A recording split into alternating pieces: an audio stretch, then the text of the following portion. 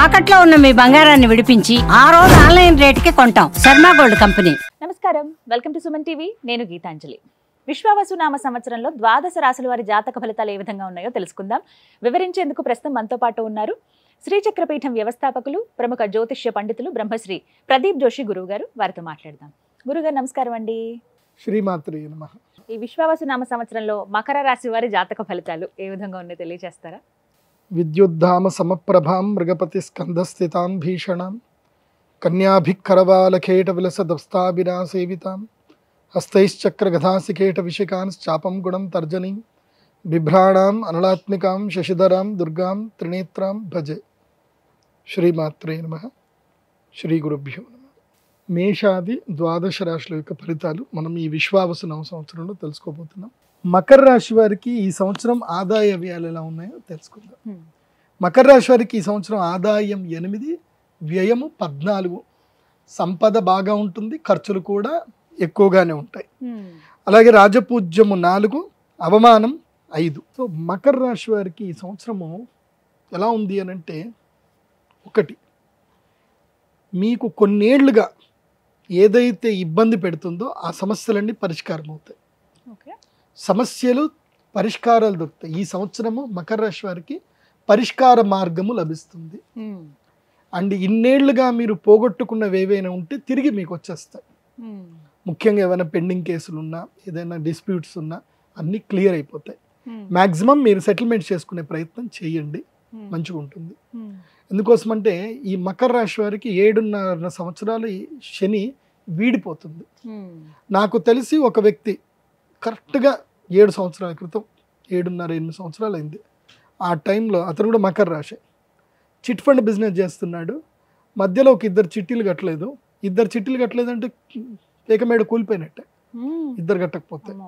So కూలిపోయింది. అతని మీద అందరు క్రిమినల్ కేసులు పెట్టేశారు.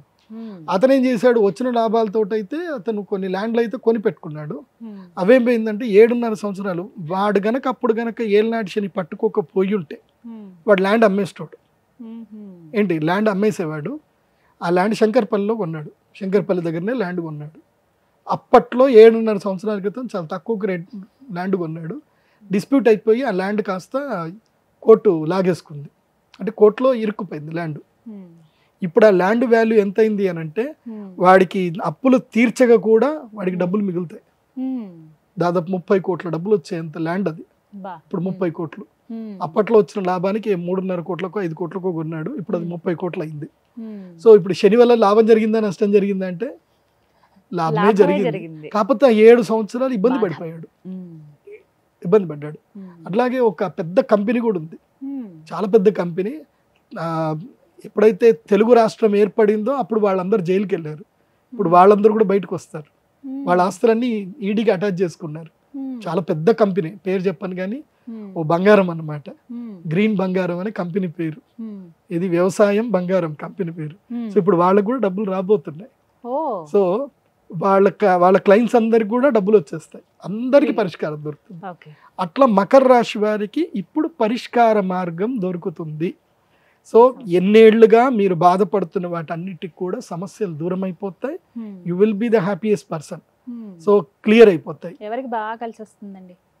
ఏ రంగంలో ఉన్న వాళ్ళకి మకర రాశి? ముఖ్యంగా రియల్ ఎస్టేట్ రంగంలో ఉండే వాళ్ళకి బాగుంటుంది. భూమి బంగారము నమ్ముకున్న వాడికి ఎప్పటికైనా బాగానే ఉంటుంది. సో వాళ్ళకి బాగుంటుంది, ఉద్యోగస్తులకు బాగుంటుంది, ముఖ్యంగా విదేశీ యోగానికి ప్రయత్నం చేసే వాళ్ళకి కూడా బాగుంటుంది. కాకపోతే ఖర్చులు ఎక్కువ అవుతాయి. ఈ సంవత్సరం ఖర్చులు ఎక్కువగా ఉన్నాయి. మంచిదే, ఇళ్ళు కానీ భూములు కానీ ఏమన్నా ఉంటే కొనుక్కోండి. ఈ సంవత్సరము మకర రాశి వారికి ఏంటంటే పట్టిందల్లా బంగారం బాగుంది. 2.5 సంవత్సరాలు అదృష్ట యోగం ఉంటుంది. ఇటు గురువు అనుగ్రహిస్తాడు, ఇటు శనిగ్రహం కూడా అనుగ్రహిస్తాడు. ఏదో గురువు ఏదో 6వ స్థానంలో ఉన్నాడు కాబట్టి శత్రువులు కూడా మిత్రులుగా మారిపోతారు. ఇప్పటి వరకు మిమ్మల్ని ద్వేషించే వాళ్ళు కూడా మీ నుంచి ఏదన్నా ఒకటి ఆశిస్తారు, మీకు మిత్రులుగా మారిపోతారు. ఈ విధంగా మకర రాశి వారికి ఈ సంవత్సరం ఉన్నత స్థితి ఉంది, లాభాలు ఉన్నాయి, బాగుంది. కాకపోతే మీరు తగ్గాలి, తగ్గకపోతే కష్టం. ఎందుకోసమంటే ఈ శ్రవణ నక్షత్ర జాతకులు ఎట్లున్నారంటే, వీళ్ళ జీవితంలో ఒక్కసారి నెగిటివ్ వచ్చింది అనుకోండి, ఆ నెగిటివ్ల నుంచి బయటకు రారు, అక్కడనే పడి ఏడుస్తూ ఉంటారు. సో కాబట్టి శ్రవణ నక్షత్ర జాతకులకు చెప్పడం ఏంటంటే, మీరు తప్పకుండా నన్ను కలవండి, నేను చెప్తున్నా కదా, నన్ను కలవండి. మీకు నేను కొన్ని 2-3 తిట్లు తిడతాను, ఆ తిట్లు తినండి. ఎందుకోసం అంటే మీకు ఎవరైనా గట్టిగా తిడితే తప్ప మీరు జీవితంలో మీరు ముందుకెళ్ళరు. ఎందుకోసం అంటే జీవితంలో తిట్టాలంటే అమ్మ నాన్న గురువు ఈ ముగ్గురే తిడతారు, ఇంకోటి తిడితే మనం బడంగా. అది సో ఎందుకోసం అంటే మీ జీవితంలో మీరు బాగుపడాలని కోరుకునే వాళ్ళు వీళ్ళు ముగ్గురే ఉంటారు. అందుకే పెద్ద పెద్ద కంపెనీ సీఈఓలైనా పెద్ద పెద్ద సినిమా యాక్టర్లైనా నా దగ్గర వచ్చి కూర్చొని తిట్టించుకొని పోతారు. ఏమన్నా తిట్టండి గురుగారు, నన్ను ఎవరు తిట్టట్లేదు, నేను రైట్ ఉన్నానా రాంగ్ ఉన్నానా ఏం చేస్తున్నా తెలియట్లేదు అంటారు. సో అట్లా తిట్టించుకునే వాళ్ళు కూడా ఉంటారనమాట. తిట్టడం అంటే ఏంటంటే ఇలా చేయకండి అలా చేయండి అని చెప్పడమే, అంతే. సో ఎందుకోసం అంటే మీ మీద సింహావలోకనం చేసేది మీ గురువే. సింహావలోకనం అనే అర్థం ఏంటి అని అంటే, మనం అడవిలో వెళ్తే పులి మనం 100 సార్లు, మనం పులిని 2-3 సార్లు చూసే లోపల పులి మనం 100 సార్లు చూస్తుందట. సో దాన్ని సింహావలోకనం అంటారు. మీకు ఒక గురువు ఉండాలి, ఆ గురువు మీ గురించి చూస్తూ ఉండాలి. కానీ మాత్రం ఈ సంవత్సరంలో అదృష్ట యోగ జాతకుల్లో మకర రాశి వాళ్ళు కూడా ఉన్నారు. పెళ్లి చేసుకోండి, పర్లేదు, ఈ సంవత్సరం పెళ్లి చేసుకోవచ్చు మకర రాశి వాళ్ళు. పరిహారాలు గురువుగారు? పరిహారం వచ్చేసి మకర రాశి వారికి ప్రత్యేకంగా మీరు ఈ సంవత్సరం చేయాల్సింది ఏంటంటే దత్తాత్రేయ హోమం చేయించుకోండి. ఎందుకోసం అంటే గురువు శత్రుస్థానంకి వచ్చాడు కాబట్టి కొంచెం సంపదలు అంత క్రియేట్ అవ్వు. దత్తాత్రేయ హోమం, అదేవిధంగా అక్షయ తృతీయ రోజు మహాలక్ష్మి యాగం, ఈ 2 తప్పకుండా చేయించుకోండి. దత్త హోమం ఎందుకు చేయమని చెప్తున్నాను అంటే, ఈ దత్త హోమంతో పాటు కార్తవీర్యార్జున మంత్రం కూడా దీంట్లో కలిసి వస్తుంది. ఇది చేయటం వల్ల గతంలో మీరు ఏదైనా కోల్పోయినా, మనుషుల్ని కోల్పోయినా, ఆస్తులు కోల్పోయినా తిరిగి మీకు వచ్చే అవకాశం ఉంటుంది. కాబట్టి ఆ హోమం చేసుకోండి, అంత బాగుంటుంది. ఏ రాశి అనేది తెలియదండి, నక్షత్రం చాలా మందికి ఐడియా ఉండదు, ఏ రాశో తెలియదు. మరి మా జాతకాలు మేము ఎలా చూసుకోవాలండి? మాకేమో ఏమైనా పరిహారాలు చేసుకుందామన్నా ముందు నక్షత్రము రాశి అడుగుతున్నారు, అలా కూడా చేసుకోవడానికి వీలు లేకుండా పోయింది. ఇంక ఇంతేనా, తెలుసుకోవడం ఏమైనా కుదురుతుందా అని అడిగే వాళ్ళు చాలా మంది ఉంటారు.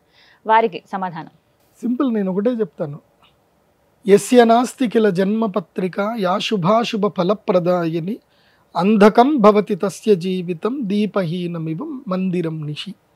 దీని అర్థం ఏంటంటే, దీపము లేని గదిలో మనకి ఏది కనబడదు. ఇప్పుడు ఈ గది ఉంది, ఇక్కడ మొత్తం లైట్లను ఆఫ్ చేసేసారు, మనకి ఏవి ఎక్కడనే కనబడవు కదా. దీపం ఉంటే అన్నీ కనబడతాయి. సో అట్లాగే జాతకం లేని వ్యక్తికి తన జీవితంలో తను ఎక్కడున్నాడు అంటే, ఈ కాలచక్రంలో తనకి మంచి పొజిషన్లో ఉన్నాడా చెడ్డ పొజిషన్లో ఉన్నాడా ఎక్కడ తెలియదు. అది తెలియజెప్పేదే జాతకం.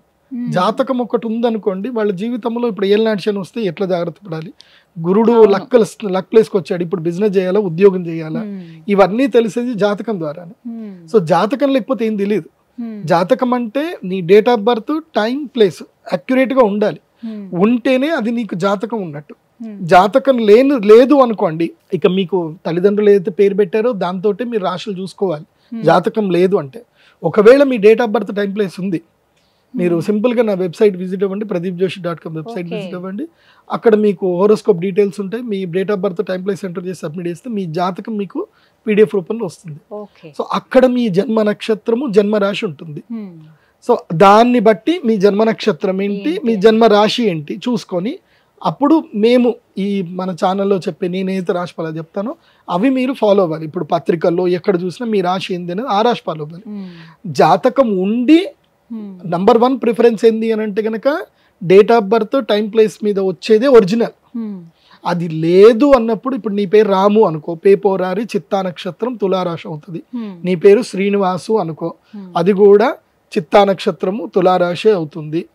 లేదంటే దాక్షాయిణి అని పేరు పెట్టుకున్నారు, భూదాబాడ, పూర్వాషాఢ, సో పూర్వాషాఢ నక్షత్రం అవుతుంది, మకర రాశికి వెళ్ళిపోతుంది. సో ఇట్లా మీ యొక్క రాశిని ఏది తెలుసుకోవాలంటే, పేరు బట్టి చెప్పే రాశి 100% అయితే ఫలితాలు ఇవ్వదు. జన్మ నక్షత్రం అంటే పుట్టిన సమయంలో ఉన్న నక్షత్రము, రాశి మాత్రమే మోస్ట్లీ 80% యాక్యురేట్గా ఉంటుంది.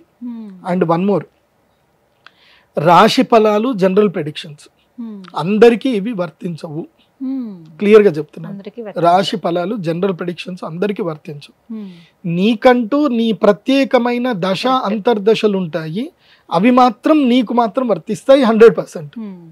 రాశి ఫలాలు జనరల్ ప్రెడిక్షన్ అంటే అప్ టు 60 to 80% యాక్యురేట్గా ఉంటాయి. 60% అయితే కన్ఫర్మ్, 80% వరకు కొంతమందికి యాక్యురెన్సీ ఉంటుంది. కానీ నీకు 100% 80 to 100% యాక్యురెన్సీ రావాలి అని అంటే దశాంతర దశలు తెలుసుకోవాలి. సో ప్రతి ఒక్క వ్యక్తికి దశాంతర దశలు డిఫరెంట్గా ఉంటుంది. ఇప్పుడు మీరున్నారు, మీ అక్క చెల్లెలు ఉన్నారు, మీరు అందరు ఇంట్లో ఒకే ఆర్థిక పరిస్థితుల్లో అందరూ ఒకే ఇంట్లో ఉంటున్నారు. కానీ అందరికి ఎవరి అదృష్టం వాళ్ళదే, ఎవరి నాలెడ్జ్ వాళ్ళదే, ఎవరి యోగాలు వాళ్ళదే. ఒకే ఇంట్లో ఉండే ఆడపిల్లలు, ఒక ఆవిడ తక్కువ చదువుకొని ఉండి పెళ్లి చేసుకున్న తర్వాత ఆవిడకి అదృష్టం రావచ్చు. ఒక ఆవిడ బాగా చదువుకొని జీవితాంతం ఉద్యోగం చేస్తూనే ఉండొచ్చు. చదువున్నంత మాత్రాన అదృష్టం వస్తుందని లేదు, చదువు లేనంత మాత్రాన దురదృష్టం అవుతారని లేదు. సో అదృష్ట దురదృష్టాలు చదువు మీద, స్కిల్ మీద పని చెయ్యవు. స్కిల్ అనేది జస్ట్ ఏదో బూస్టప్ చేయడానికి పనిచేస్తుంది తప్ప ఎంత స్కిల్ ఉన్నా అదృష్టమే పనిచేస్తుంది. లైక్ ఎగ్జాంపుల్ చెప్పాలంటే రజనీకాంత్ గారు, ఆయన్ని నార్మల్ వ్యక్తి చూస్తే ఆయన స్వయంగా చెప్పారు, నేను ఒక గుళ్ళో కూర్చున్నప్పుడు నన్ను బిచ్చగాడు అనుకొని ఒక ఆవిడ డబ్బులు వేసి వెళ్ళింది. అప్పుడు నేను నవ్వుకున్నాను.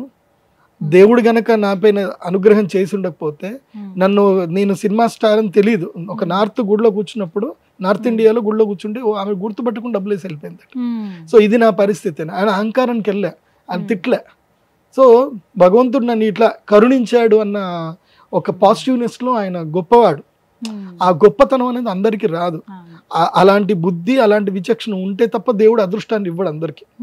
రూపము, యవ్వనము, గుణము, సద్గుణం కాదు, అదృష్టం అనేది భగవంతుడు ఇవ్వాలి. అది ఇస్తే అది ఎవరికి ఇవ్వాలో వాళ్ళకే ఇస్తాడు. దానం ఎవడు చేస్తాడో, ఎవరికైతే ఇచ్చే గుణం ఉంటుందో, ఎవరికైతే పంచే గుణం ఉంటుందో వాడికే భగవంతుడు అదృష్టాన్ని ఇస్తాడు, ఊరికే అందరికి ఇవ్వడు. సో కాబట్టి జాతకం చాలా ఇంపార్టెంట్. ఇప్పుడు నేను రాశిఫలాలు చెప్తాను, కానీ చెప్పేటప్పుడు మీరు జాతకం లేకుండా మీ ఇష్టం వచ్చినట్టుగా మీ పేర్లతో చెప్పుకొని గురుగారు కరెక్ట్ చెప్పలేదు, అన్ని రాంగ్ వెళ్ళిపోతున్నాయి అనుకుంటే అది మీ పొరపాటు, నా పొరపాటు కాదు. సరిగ్గా సరి చూసుకుని ఎవరి రాశి ఏదో, నక్షత్రం ఏదో చూసుకుంటే సరిపోతుంది. ధన్యవాదాలు గురుగారు. నమస్కారం.